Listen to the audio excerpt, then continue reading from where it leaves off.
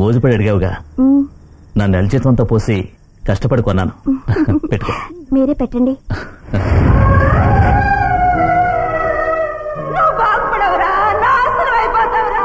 కాకుల్ని కొట్టి గద్దలకు పెడతారంటారే, అలా మీ అన్న ఊళ్ళో వాళ్ళ కడుపులు కొట్టి ఈ ఊర కుక్కకు పెడుతున్నాడు. సిగ్గుమల్లుడు. ఇది ఒక బతుకేనా? మిక్స్ చేయి.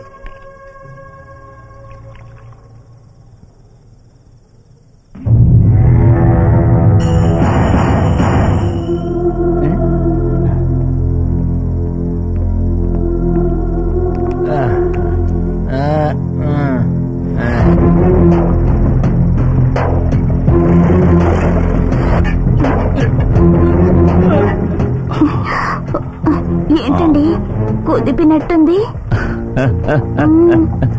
పంపర పనసనాడు నువ్వు పక్కన ఉండగా కుదిపినట్టుగా ఇంకెలా ఉంటుంది?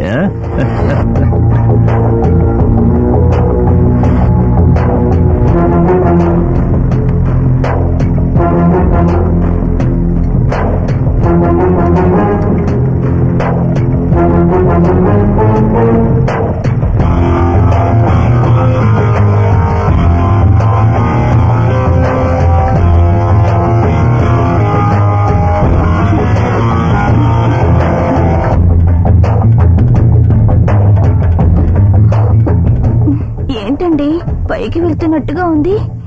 పైకా? స్వర్గానికే కదా వెళుతోంది.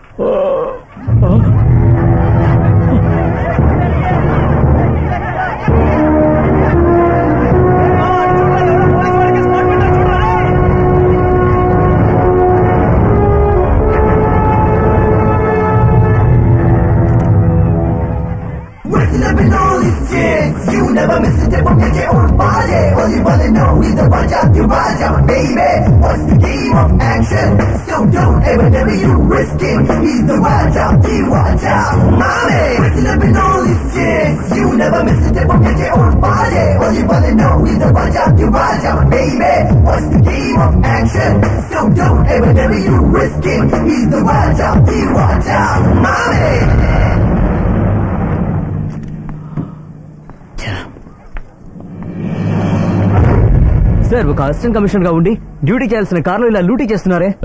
సార్, ఇలాంటి పనులని ఏదైనా కాటేజ్ కి వెళ్ళి చేసుకోవచ్చు కదా. నేను ఎప్పుడే చెప్పాను, ఈయనే వినలేదు.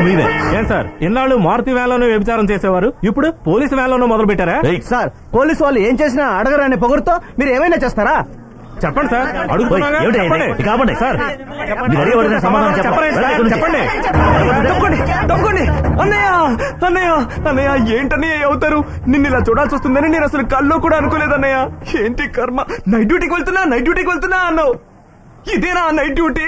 ఫోటో తీయనా? మోహన్ దాస్ కూడా అవుట్ ఆఫ్ ఫ్యాషన్. నవ్వుతూ ఫోటో పోజ్ అవ్వడం లేటెస్ట్ ఫ్యాషన్. అవును. ఇప్పుడు నువ్వు ఏమంత పెద్ద తప్పు చేసావు? ఊళ్ళో ఎవరు చేయని తప్ప కదా. నిండా మునిగిన వాడి చలే ఉన్నా నవ్వుతూ పోజ్ అవనా? నీకు బుద్ధుందా?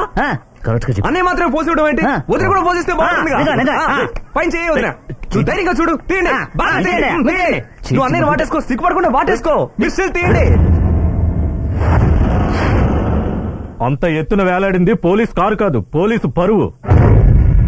ఇంతవరకు పోలీసు వాళ్ళమే అన్ని కార్లు చెక్ చేస్తున్నాం, కానీ ఇక మీదట పోలీసు బండి ఎక్కడున్నా పబ్లిక్ తొంగి అదో పెద్ద డయానా, ఈయనో పెద్ద చార్లెస్. నెక్లెస్ ప్రెజెంట్ చేశాడట. నెక్లెస్. సార్, ఒక అసిస్టెంట్ కమిషనర్ ని ఒకటి తెల్లారులు బోరోది బుట్టలో పెట్టుకోగలిగిందంటే అది అలాంటి కేసు కాదు సార్. దాని సెల్ ఫోన్ నెంబర్ తీసుకుని డిపార్ట్మెంట్ లో అందరికీ ఇచ్చామంటే ఇక నుంచి అందరూ అలర్ట్ గా ఉంటారు కదా. Shut up mister Krishnaprasad, already నీ మీద చాలా కంప్లైంట్స్ ఉన్నాయి, కానీ ఏదో ఒక ఇన్ఫ్లుయెన్స్ తో నువ్వు ఎస్కేప్ అవుతూనే వచ్చావు. కానీ ఈ రోజు ప్రెస్, పబ్లిక్, ఛానల్స్ అందరికీ తెలిసిపోయింది. There is no way you are suspended.